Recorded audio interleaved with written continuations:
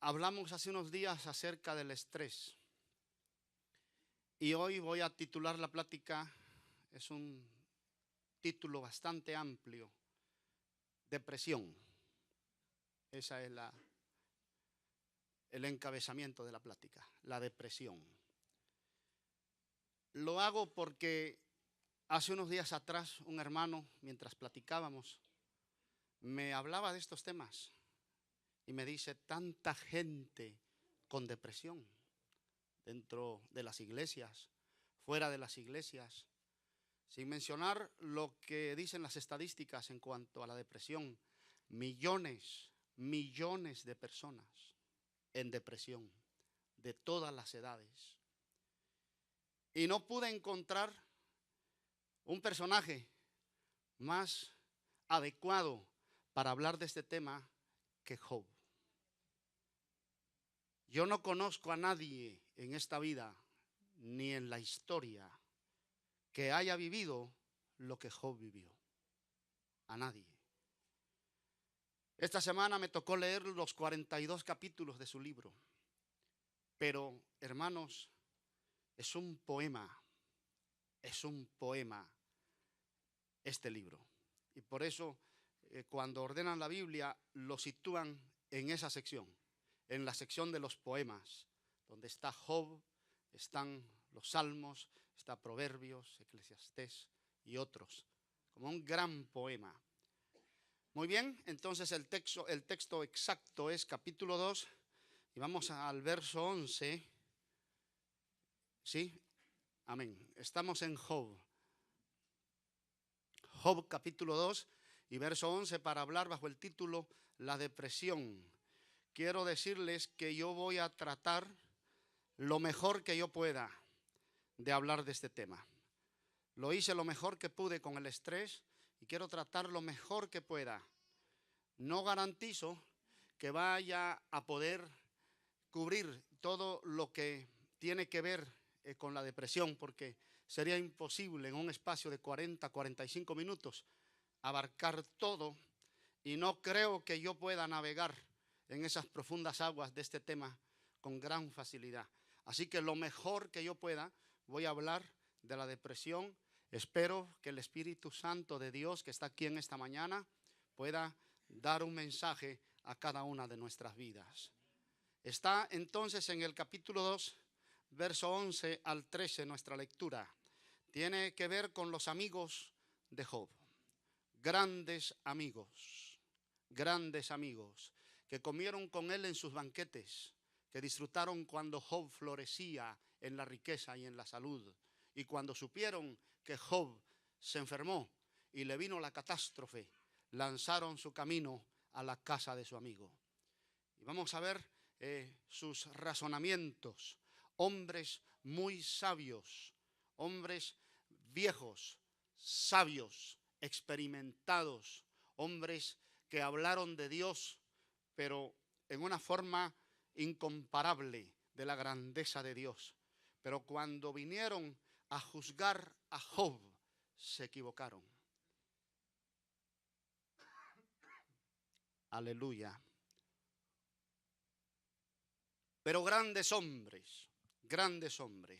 Aquí tenemos en el verso 11 entonces, dice, y 3 amigos de Job, Elifaz temanita, Bildad suita y Sofar naamatita. Luego que oyeron todo este mal que le había sobrevenido, vinieron cada uno a su lugar, porque habían convenido en venir juntos para condolerse de él y para consolarle.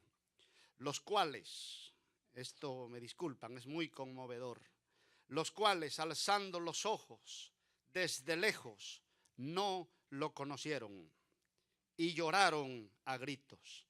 Y cada uno de ellos rasgó su manto y los 3 esparcieron polvo sobre sus cabezas hacia el cielo. Así se sentaron con él en tierra por 7 días y 7 noches, y ninguno le hablaba palabra, porque veían que su dolor era muy grande. Gracias, Padre, en esta mañana. En el nombre de Jesús nos acercamos a ti y pedimos tu santa bendición. Señor, que al tomar tu palabra y las experiencias de estos tus siervos, tú nos ayudes, Señor, a comprender y nos dejes un mensaje en el corazón en esta mañana. Que tú seas glorificado mientras hablamos tu palabra en el nombre de Jesús. Amén. Muy bien. Estuve buscando lo que significa depresión, así que tengo algunas notas aquí que considero de gran importancia. Primero, depresión, esta palabra puede aplicarse, depresión es un momento difícil de apretura, de presión. Esta palabra puede aplicarse a varias cosas. Puede decirse del hundimiento de un terreno o de una superficie, cuando la superficie se hunde, una depresión. También tiene que ver con la economía. La palabra depresión se puede usar de varias formas y tiene que ver con la economía. Es un espacio de tiempo de baja actividad económica, donde hay pocas ganancias, ganancias económicas, y esto hace florecer el desempleo.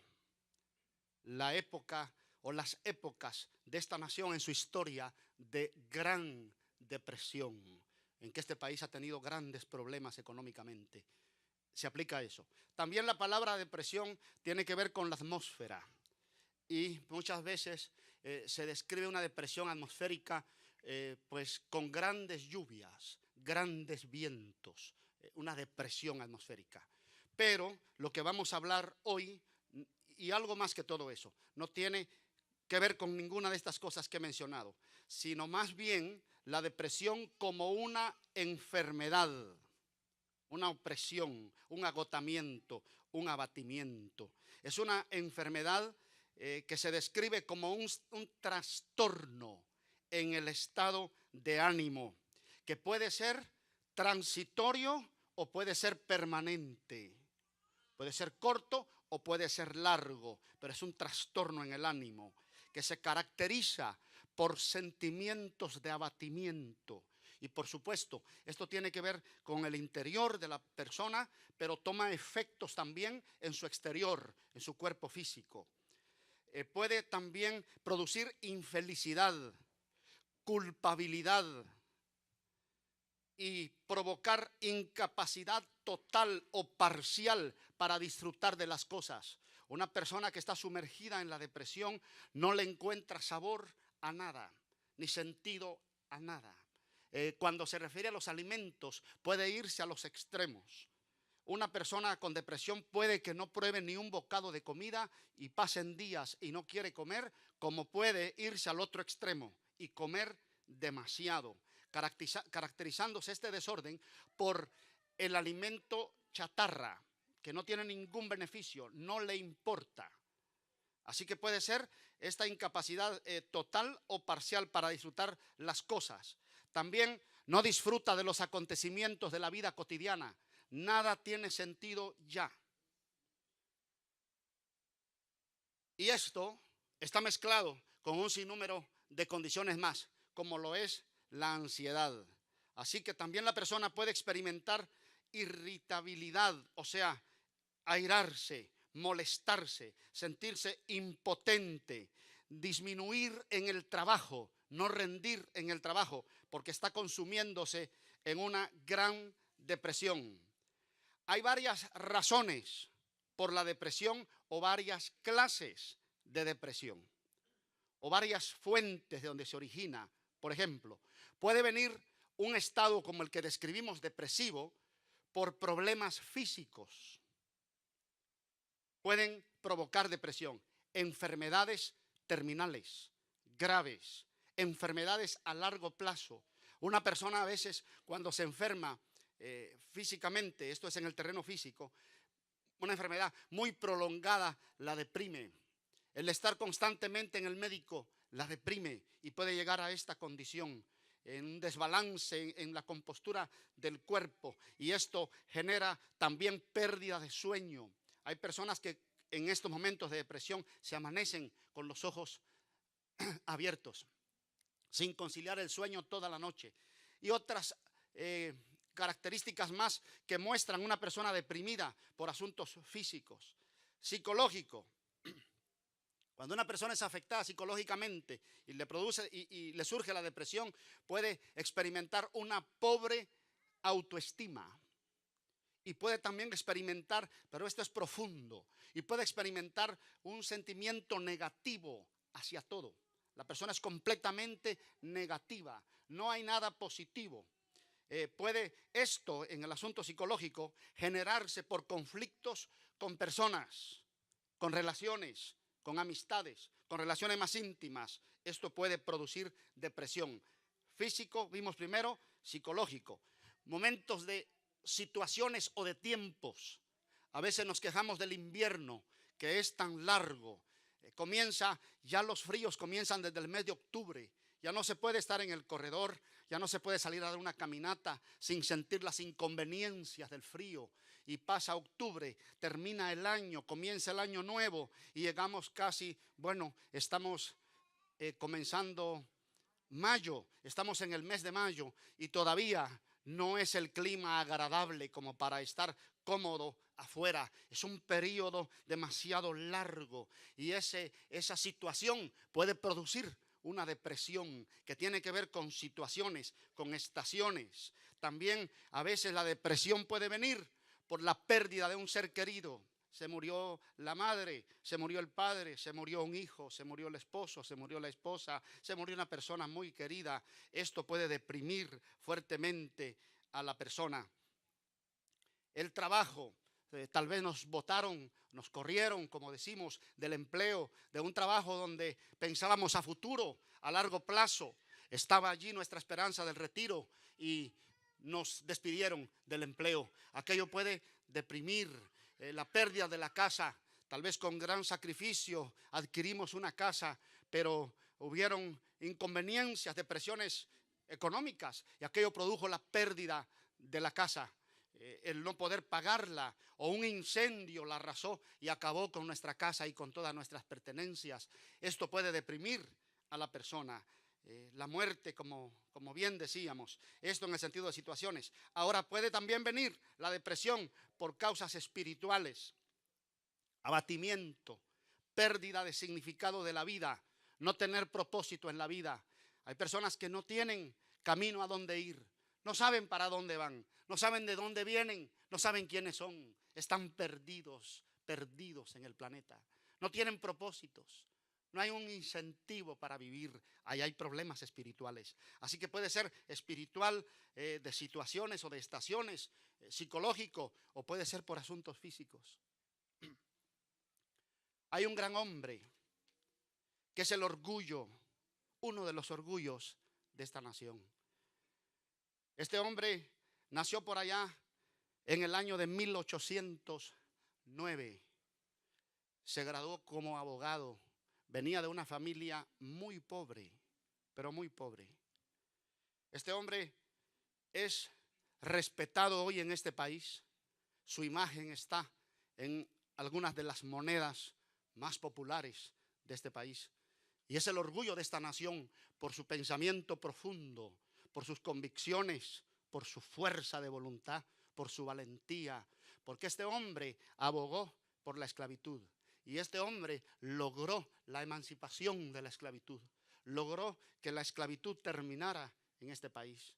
Aquello le creó enemigos en el sur, allá en los estados del sur, donde estaban los campos, donde estaba la agricultura, donde los negros trabajaban desde el amanecer hasta el anochecer sin pago y se convirtieron en el fundamento económico para el desarrollo económico de esta nación.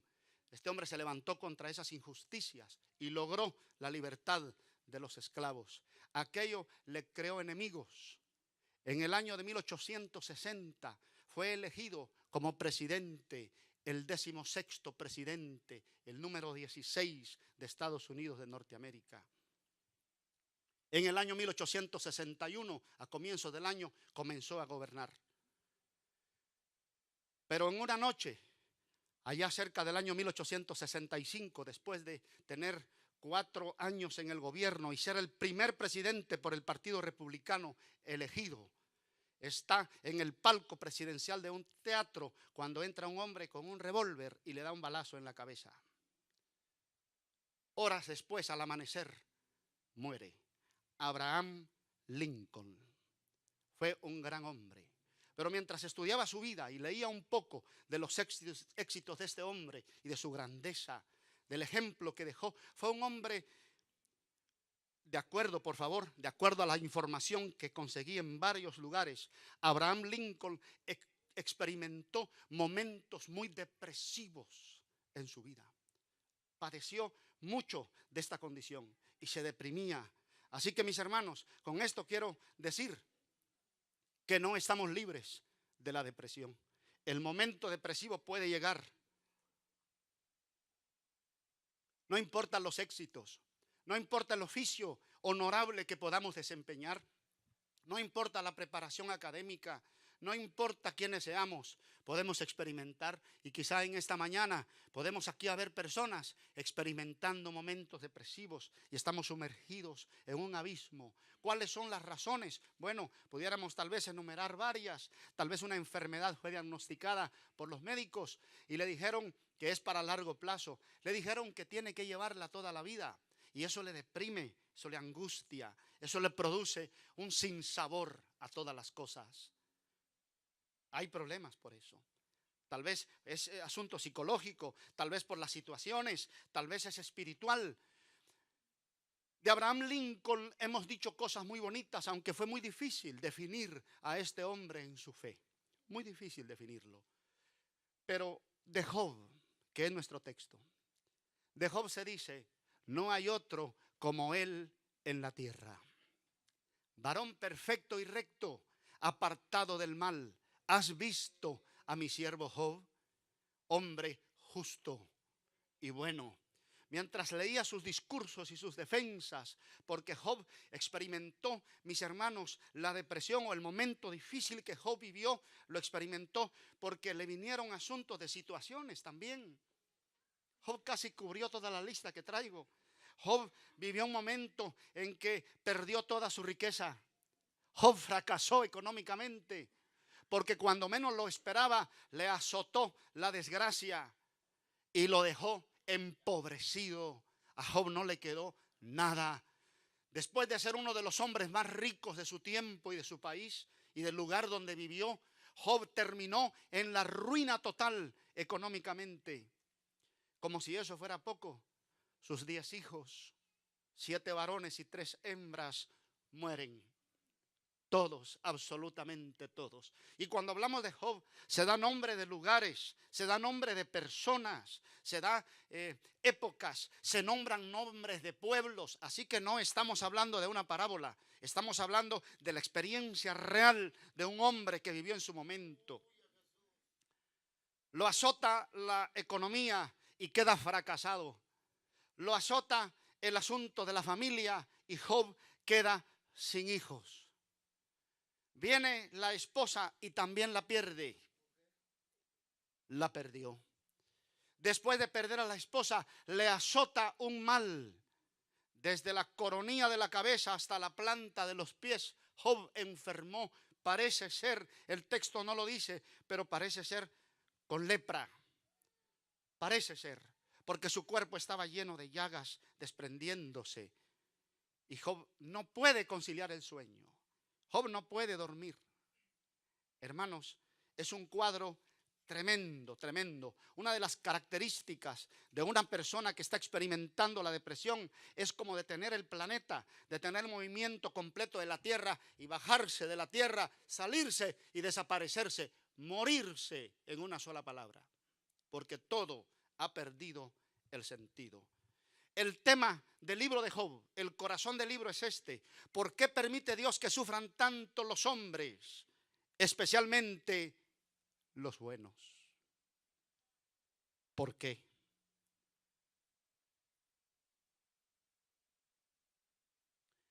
Es conmovedor lo que sus amigos ven.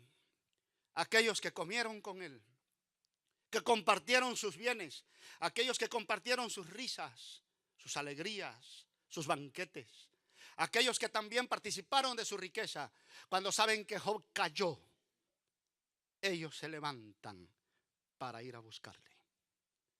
Y llegan. Pero lo que vieron fue un cuadro que jamás se imaginaron. Lo que vieron era indescriptible. Lo que vieron no podía caber en su cabeza.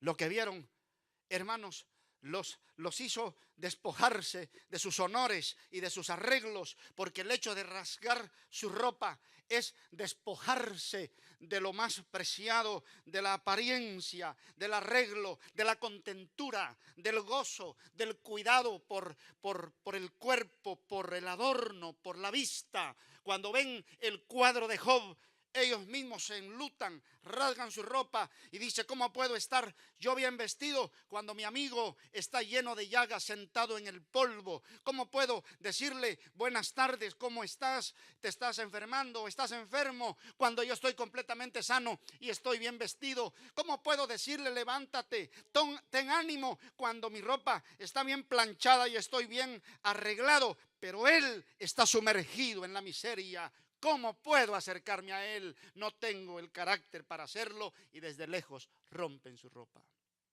Toman polvo, lo levantan al cielo y lo tiran sobre sus cabezas. Porque cualquier arreglo lo consideran inapropiado para aquel momento. Aquello es una muestra de su dolor por lo que está pasando su amigo.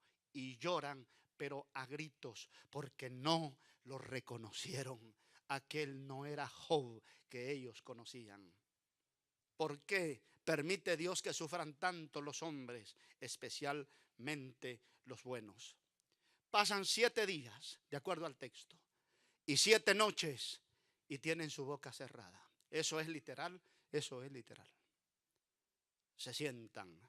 Hay dolores tan grandes que se pasan en la vida, hermanos, en los que no hay palabras para decir. Solo con el hecho de llegar y sentarse y callarse. Hacer presencia. Job los vio llegar, se sentaron junto a él. Pasó 1 día, 2 días y así 7 días con sus noches y nadie decía nada. Job entonces abrió su boca y cuando la abrió dijo unas cosas tan tremendas que mostraron su dolor. Dice: después de esto, estamos en el capítulo 3, solo quiero por un momento que veamos. Después de esto abrió Job su boca y maldijo su día. Y exclamó Job y dijo: perezca el día en que yo nací y la noche en que se dijo varón es concebido. Sea aquel día sombrío y no cuide Dios de él desde arriba.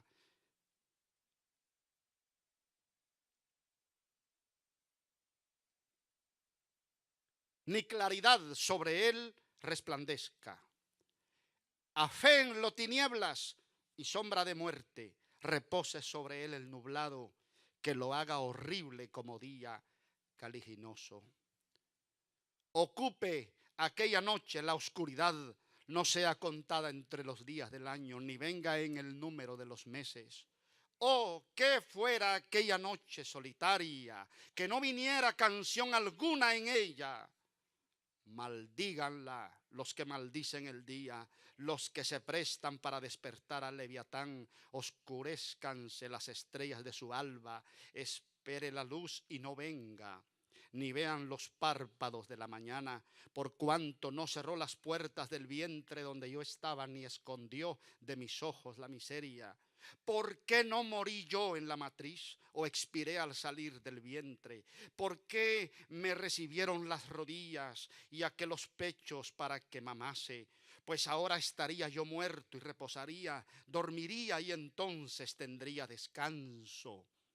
Hermanos, ustedes pueden seguir la lectura en su casa, pero aquí abre Job su boca. Cuando Job abre su boca, esto es indescriptible lo que está diciendo. Esto es como inconcebible. Lo que está diciendo es: porque no fui yo un abortivo y no hubiera yo vivido. Abren su boca entonces los amigos, los 3 amigos, y empiezan a hablar. Según el pensamiento de estos amigos de Job, el sufrimiento es fruto del pecado personal. Según el pensamiento de estos hombres, sabios. Estos no eran ignorantes, era gente sabia. El pensamiento de ellos es el que la hace, la paga. Ese es el pensamiento. Y eso es verdad. Eso es verdad. Cuando hablan así, acusan a Job de algún pecado. Usted lee todos los capítulos. Yo los leí todos. Usted lee todos los capítulos. Y ellos hablan. Pero hablan, hermano, que uno no puede dejar de leer. Es que hay profundidad en sus palabras. Grandecen a Dios, lo que es la vida. Y luego hablan de la miseria de los seres humanos. Pero en sus palabras van apuntando hacia Job. Algo malo hiciste. Algún pecado cometiste. Y Job saca defensa. Ellos hablan y Job responde. Están dialogando. Y cuando Job responde dice, jamás, jamás, jamás vi al huérfano pasar sin entrarlo a mi casa. Ni un solo huérfano podrá decir, Job me vio en la miseria y no me extendió las manos. Ninguna viuda podrá quejarse de mí por la ayuda que yo le brindé. Jamás vi al destrozado y lo dejé en su ruina. Yo lo levanté. O sea, Job está defendiéndose. Job no ha pecado. Dice, yo no he pecado. Yo no he hecho nada malo. Ahora, hay una enseñanza muy profunda en el libro. Es que el libro enseña que la providencia de Dios es misteriosa. Y que su sabiduría y sus perfecciones y sus pensamientos trascienden la capacidad de toda la inteligencia de los seres humanos. Que Dios lo sabe todo. Que sus caminos son más altos que nuestros caminos. Que sus pensamientos no se pueden comparar a nuestros pensamientos. Que la forma de Dios hacer las cosas no se puede comprender por nuestros razonamientos. Después de este diálogo con los tres amigos, encontramos que hay un cuarto, Eliú. Cuando Eliú habla, no juzga a Job. Eliú pronuncia palabras diferentes. Eliú dice, bueno, parece que el sufrimiento en el hombre trae el propósito de fortalecerlo y de pulirlo como una joya preciosa. Da su plática. Job escucha. Después que habla este hombre, entra en acción Dios. Porque viene la sanidad para Job. Y entonces vamos a ver en el capítulo, por favor, 38, si son tan amables. Yo quiero que vean.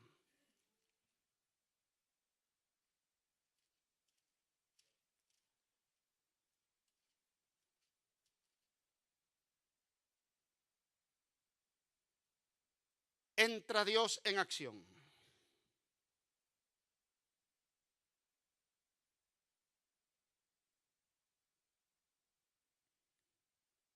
Y dice el capítulo 38. Entonces respondió Jehová a Job desde un torbellino y dijo, ¿quién es ese que oscurece el consejo con palabras sin sabiduría? Ahora ciñe como varón tus lomos, yo te preguntaré y tú me contestarás. ¿Dónde estabas tú cuando yo fundaba la tierra? Házmelo saber si tienes inteligencia. ¿Quién ordenó sus medidas? Si lo sabes. ¿O quién extendió sobre ella cordel? ¿Sobre qué están fundadas sus bases? ¿O quién puso su piedra angular cuando alababan todas las estrellas del alba y se regocijaban todos los hijos de Dios? ¿Quién encerró con puertas el mar cuando se derramaba saliéndose de su seno? Cuando puse yo por vestidura suya las nubes y por su faja oscuridad, y establecí sobre él mi decreto, le puse puertas y cerrojo, y dije, hasta aquí llegarás y no pasarás adelante, y ahí parará el orgullo de tus olas. ¿Has mandado tú a la mañana en tus días? Has mostrado al alba su lugar para que ocupe los fines de la tierra y para que sean sacudidos de ella los impíos. Ella muda luego de aspecto como barro bajo el sello y viene a estar como con vestidura, mas la luz de los impíos es quitada de ellos y el brazo enaltecido es quebrantado. ¿Has entrado tú hasta las fuentes del mar y has andado escudriñando el abismo? ¿Te han sido descubiertas las puertas de la muerte y has visto las puertas de la sombra de muerte? ¿Has considerado tú las anchuras de la tierra? Declara si sabes todo esto. Habló Dios. Cuando Dios habló, Job escuchó. Después de mucho tiempo, después de la ruina, después de aquella agonía, después que tuvo un momento entre sus lamentos cuando dijo: si alguien sabe dónde está Dios, dígamelo, porque yo quiero ir hasta su silla y presentarle mi queja, porque estoy muy angustiado. En aquel momento la sabiduría divina viene. Job nunca dejó, en medio de su dolor, no hay duda que Job pasa un momento de dolor muy difícil, no hay duda, pero nunca perdió su contacto con Dios, aunque él no lo veía, aunque él por momentos extrañó su presencia porque pensó que no estaba. Dios estaba y Dios se le reveló, y se le reveló como un Dios que está por encima de todas las cosas, un Dios que trasciende el consejo de los seres humanos, que va más lejos, un Dios que sana. Y llegó el momento de la sanidad. En aquella espera llegó el momento de la sanidad. La presencia de Dios llegó, pero no perdió esa comunión, no perdió ese contacto. Cuando habló con sus amigos, usted examina todo el libro, en ningún momento Job ofendió a Dios. Él habló con sus amigos engrandeciendo el nombre de Dios. Claro que viene un momento tan angustioso y tan terrible en que Job se lamenta de su propia vida, porque la angustia lo sumerge, la angustia lo absorbe, pero se mantiene y llega Dios. ¿Cuán importante es esa comunión? He estado hablando en estos días y en mis reuniones con personas que han sido tratadas por los psicólogos. Y yo le pregunto, ¿qué le dijo el psicólogo? ¿Cómo le habló? Cuénteme. Y la persona empieza a contarme. Esto me dijo, esto yo le hablé al psicólogo. Y el psicólogo ha movido la cabeza y dice: no, no tenés remedio. Si no haces esto y no haces aquello, no tenés remedio. El problema de la psicología es que se enfoca en la propia persona como capaz de levantarse en medio de las circunstancias. Y el asunto del evangelio es que nos lleva a doblegarnos postrados al pie de la cruz y esperar al pie de la cruz, declararnos impotentes en nuestra propia fuerza de superar ciertas circunstancias. Hermanos, hay circunstancias en la vida que Dios espera que nosotros las superemos por la inteligencia que nos dio. Dios nos dio inteligencia, Dios nos dio sabiduría. Y es un falso evangelio el tener que preguntarle a Dios hasta de qué color es el automóvil que voy a comprar. Hermanos, es un falso evangelio. Es un falso evangelio preguntarle a Dios cuántas llantas, gomas, neumáticos tiene que tener el automóvil que voy a comprar. Preguntarle a Dios dónde quiere Él que yo compre el café esta mañana. Mis hermanos, por favor, Dios nos dio entendimiento y nos dio sabiduría e inteligencia para nosotros tomar ciertas decisiones en la vida. Y con la sabiduría divina y el consejo bíblico, porque de lo contrario seríamos nosotros como títeres. Son los que se mueven con hilos, ¿verdad? ¿Sí? Los títeres. O unos muñecos que se les inyecta la mano y marionetas, y se mueve como uno quiera. No somos marionetas, no somos computadoras, no somos máquinas. como dicen en determinados lugares. Le dice, ¿por qué no presiona un botón en la computadora? Dices que ya traté, pero la computadora no me deja. Como si la computadora tuviera inteligencia propia. La computadora tiene una programación y es arreglada para procesar la información de cierta manera de acuerdo al arreglo que se le hizo. Pero es una máquina. Pero nosotros no somos máquinas, ni marionetas, ni títeres. Nosotros somos seres creados con inteligencia, en los que Dios puso su nombre y su sabiduría. Dios me dio de su naturaleza divina y puso en mi inteligencia para yo tomar decisiones en la vida.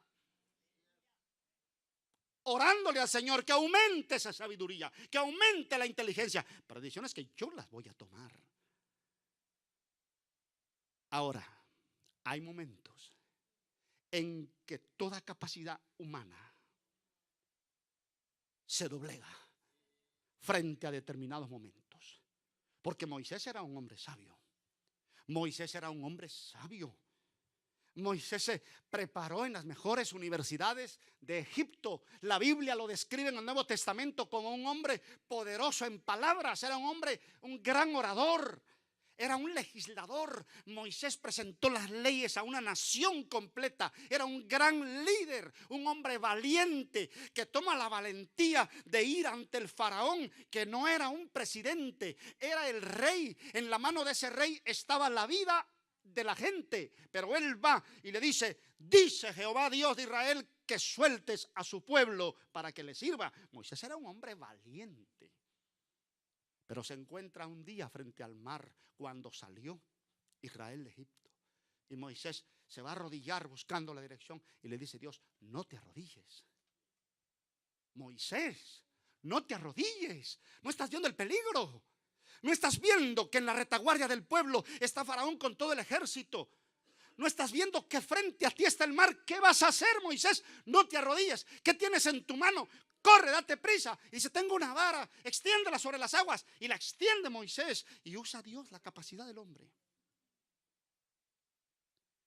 Elías, hermano, estuvo en el monte orando y el fuego de Dios cayó desde los cielos frente al rey, frente a la esposa del rey Jezabel, frente a sus cientos de profetas. Elías dijo: Jehová, tú me mandaste al monte y yo oro para que tú muestres a este pueblo que tú eres Dios. Allá están los millones de gente llenando las faldas del monte y todo el mundo ve. Y cuando Dios hace el milagro, dice Elías: no dejen ir a ninguno de esos falsos profetas, préndanlos. Pero una vez sale de allí, le lanza una amenaza Jezabel, la esposa del rey, y le dice: yo te voy a matar.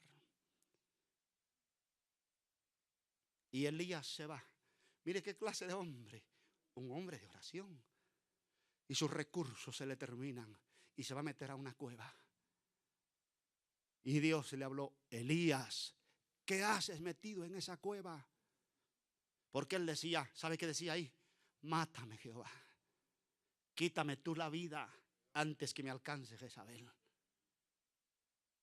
Por eso es que no hay mujer, yo no he conocido ninguna mujer en la historia de mi vida que se llame Jezabel. La gente sabe, hermano.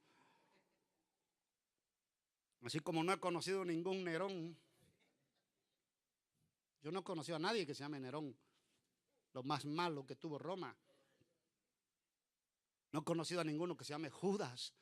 Nadie. Mire, la gente, aunque no sea cristiana, sabe bien las cosas. Entra aquel hombre y su cabeza no alcanza.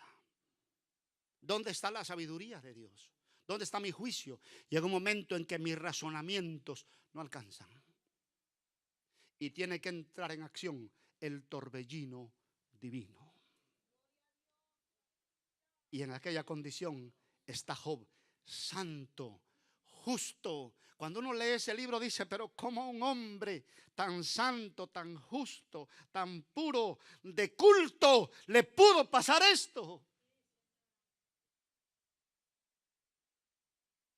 Sin tacha. Que no dio testimonio solamente la gente de él. Porque una cosa es que la gente dé testimonio de nosotros. Eso es bueno. Pero otra cosa es cuando Dios abre su boca y dice: ¿han visto a mi siervo Job? Eso es diferente. No hay otro como él en la tierra.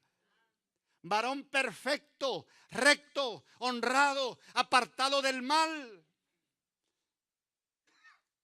Era su trofeo. Y le viene esta ruina y expresa su dolor. Sus amigos están allí haciendo lo mejor que pueden, pero pudieron muy poco. Muy poco. Porque repito, hay condiciones que trascienden, van más allá de la inteligencia humana. Hay cosas que el psicólogo no va a poder solucionar. No va a poder. Pero sentado al pie de la cruz, el alivio vendrá. El alivio vendrá, la libertad vendrá. ¿Sabe qué dijo Job? Era un hombre tremendo, hermano. Tremendo. El diablo tuvo que salir huyendo cuando vio a este hombre. Es que tuvo que salir corriendo Satanás cuando vio a ese hombre. Porque Job dijo, levantó sus ojos al cielo y dijo, aunque él me mate, en él espero.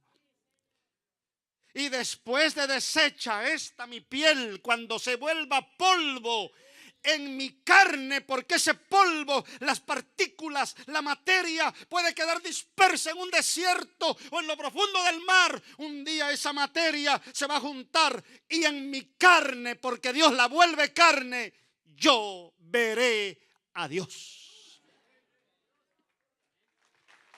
¡Oh, aleluya!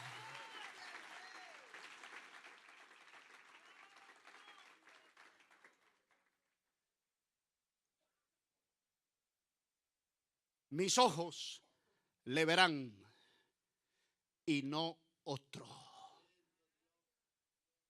Yo le veré. El diablo tuvo que salir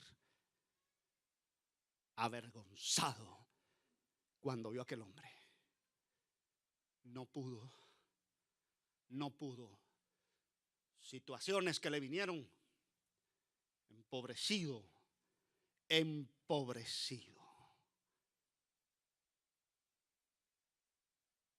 Aquí en su cabeza, cuántas cosas pasaban en su soledad. Pero esperó. Escribe, le dijo Dios a Habacuc. ¿Sabe cuál es el corazón de toda la Biblia? Dicen los que han gastado su vida leyendo este libro y tratando de interpretarlo. El corazón de la Biblia está en el libro de Habacuc. El justo por su fe vivirá.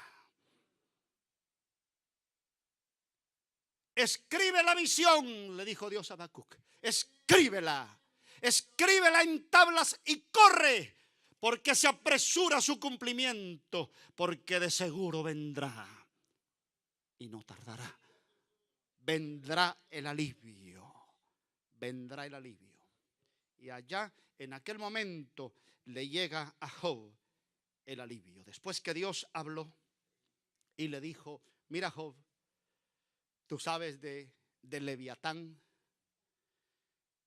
ese animal que algunos dicen que pertenece a la mitología o al pensamiento de las cosas que se inventan, otros dicen que no, que Leviatán es un monstruo marino, y como han habido animales que se han ido desapareciendo con el tiempo, y eso nosotros podemos garantizarlo, que en nuestra época hay determinadas clases de animales que quedan ya contados de esa especie, y que si no se cuidan, de aquí a unos años no veremos más esa clase de animales. Así que pudieron haber existido animales que desaparecieron en el caminar de los años. Y la Biblia sí habla en el libro de Génesis de monstruos marinos que pudieron haber desaparecido. Y Leviatán parece pertenecer a esos monstruos marinos, asociado con el diablo muchas veces. Dice, yo lo gobierno. Yo gobierno el mar. Yo gobierno los cielos. Yo gobierno el amanecer. Yo conozco cada ave que vuela en los bosques, y no solo las conozco, son mías. Yo conozco cada animal que se arrastra en la tierra mientras adoramos a Dios aquí y estamos alabando al Señor y sentimos su presencia en esta mañana. Sabe que Dios está cuidando hasta del más pequeño gusano que está escondido en cualquier selva. Allá en el Amazonas, sus ojos están velando el medir de ese gusano que va en las hojas al mismo tiempo. Dice Job: amárrate, cíñete, porque te han hablado tus amigos, pero ahora yo te voy a hablar. Y respóndeme a mi plática. ¿Dónde estabas tú cuando yo hacía esto? Cuando le daba los colores a las plumas del pavo real. ¿Dónde estabas tú? Job, dímelo. Ajá. Job tiene cerrada su boca. Dice Job: yo soy demasiado grande. Si puedo controlar todas esas cosas, dime, ¿no podré yo controlar tu vida? ¿Acaso estaré yo ignorante de lo que tú estás viviendo? Llegó en el torbellino. A Elías le llegó en un silbido apacible. Elías escuchó el trueno en la cueva, escuchó la tempestad y dijo, se cubrió y dijo: allí viene Jehová. No venía. En un silencio suave venía Dios. ¿Cómo puede llegar a esta vida nuestra en esta mañana? Puede ser en un trueno, como en Pentecostés. Y estaban juntos orando cuando se escuchó un estruendo que venía de los cielos. Y como un viento recio y sacudió todo aquel lugar. Y la gente se levantó hablando en otros idiomas y comenzaron a publicar las grandezas de Dios. Y Jerusalén temblaba y se sacudía y todos corrían a aquel lugar. Puede venir en un silbido apacible. Ahora entra otro texto, capítulo 42, es el último capítulo.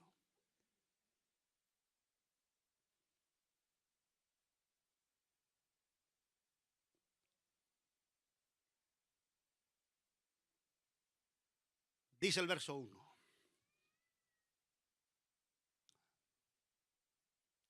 Respondió Job a Jehová y dijo: yo conozco que todo lo puedes y que no hay pensamiento que se esconda de ti. ¿Quién es el que oscurece el consejo sin entendimiento? Por tanto yo hablaba lo que no entendía, cosas demasiado maravillosas para mí que yo no comprendía. Oye, te ruego y hablaré, te preguntaré y tú me enseñarás. De oídas te había oído, mas ahora mis ojos te ven. Por tanto me aborrezco y me arrepiento en polvo y ceniza.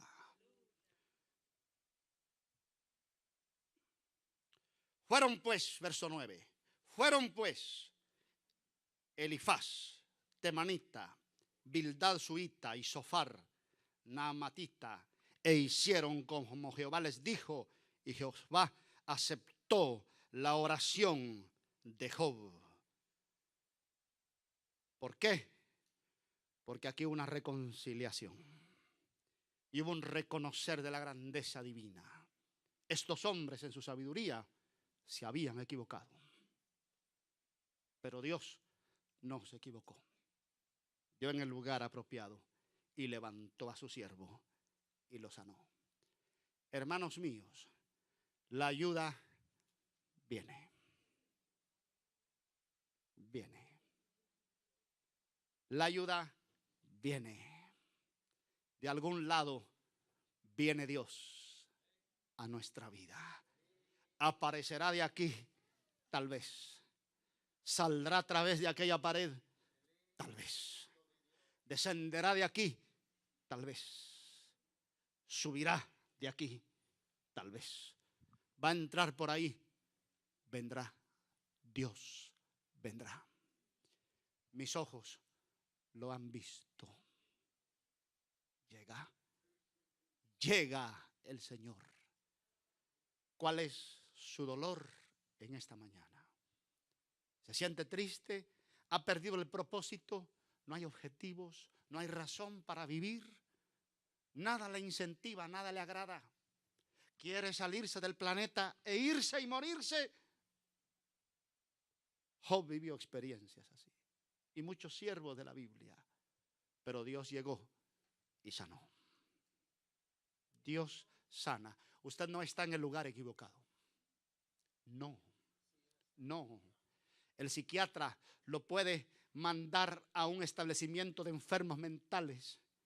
Y hay personas ahora mismo que tienen que atarlas con cinchos y con cuerdas y en camas de fuerza porque su mente se ha trastornado. Esto puede llegar a un momento tan permanente y tan profundo que la ciencia médica no encuentra otra solución. Y muchas veces la ciencia médica ha tenido que llamar a la iglesia, decirle vengan, porque es un caso que pertenece a ustedes. Aquí sí tenemos la solución. Aquí sí tenemos el poder en este libro maravilloso que llamamos la Biblia y la llamamos la palabra de Dios. Aquí hay salud para el alma, para el cuerpo, para el espíritu, para las circunstancias y las situaciones que puedan llegar. Aquí hay salud. Usted no se va de aquí sin la medicina en esta mañana. Hay medicinas que toman efectos después de un tiempo largo. Hay pastillas garantizadas. Para tener resultados es cuestión de 10 minutos. Y uno le pregunta al médico, ¿y cuándo voy a ver los resultados de la salud de esta pastilla? Dice, a los 10 minutos que usted se la tome, va a sentir un cambio. Pero hay medicinas que los médicos dan, que dicen, no espere cambios pronto. La situación va a seguir, pero tenga paciencia. Va a llegar un momento en que usted va a sentir. En esta mañana usted puede sentir cambio inmediato en este altar. Pero como estamos frente a la soberanía divina, estamos frente a un Dios que nosotros no podemos mandarlo. Estamos ante un Dios que nosotros no lo cargamos en procesión. Estamos ante un Dios que tiene voluntad, que es soberano, que así como Él quiere. Pero en ese hacer como Él quiere, Él ha prometido cuidar de nuestra vida y no desampararnos. Y dijo, no teman, yo estoy con ustedes. Y cuando pases por las aguas, no te ahogarás. Cuando pases por el fuego, no te quemarás, ni la llama arderá en ti, porque mi palabra está de tu favor. Yo estaré contigo. Lánzate. Eso lo tenemos seguro.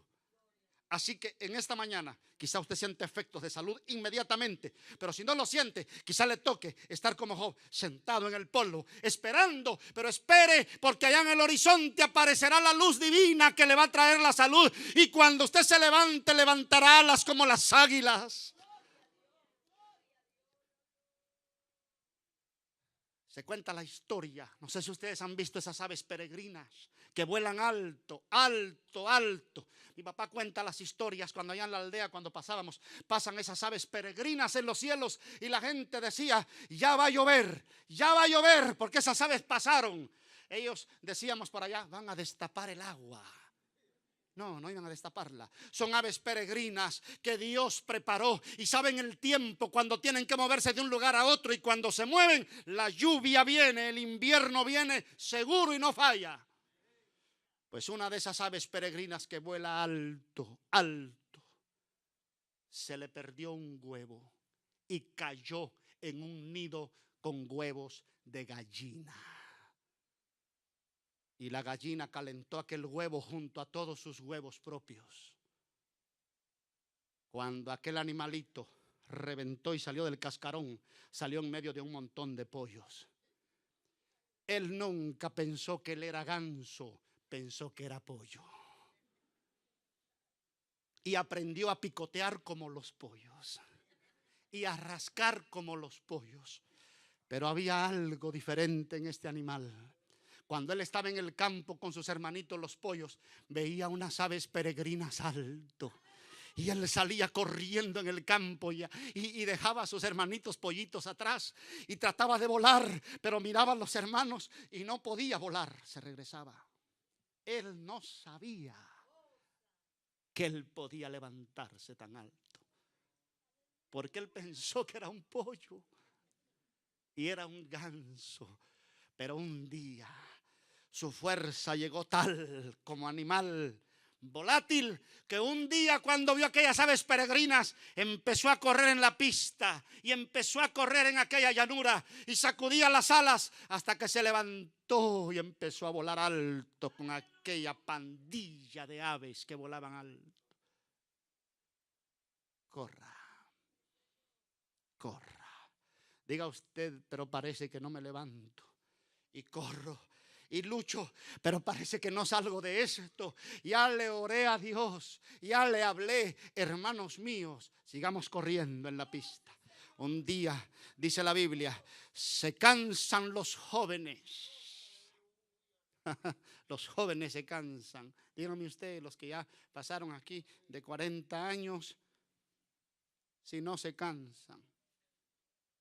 Y los muchachos, yo a veces les digo a los muchachos, de su edad yo no dormía.